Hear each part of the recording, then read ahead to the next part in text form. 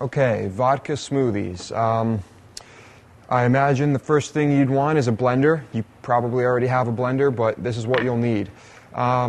So there's really no limit to the amount of different smoothies you can make as long as you've got some good fruit, some good ingredients.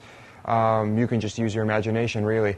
And even if you don't have fresh fruit, often you can buy pre-made mixes, such as this strawberry one. And those oftentimes are just as good. And of course you'll need a vodka. So once you add, let's say, roughly 1 to 2 ounces of vodka per glass, you go ahead and add your other ingredients. So some strawberry, you can add just normal juice, strawberry juice, things like lime juice for a little extra kick, grenadine, whatever you really want to do. In addition to just regular vodka, of course there are always flavored vodkas, orange, raspberry, don't be afraid to use those. Those can add to it. And other liquors as well can add a lot of flavor to a good smoothie, such as this banana liqueur right here.